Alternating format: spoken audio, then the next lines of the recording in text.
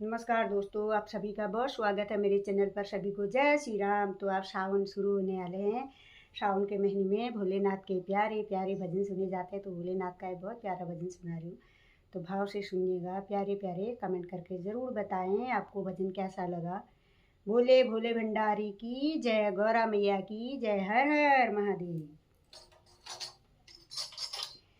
गौरा संगे आओ भोलेनाथ हमारे घर सावनी में।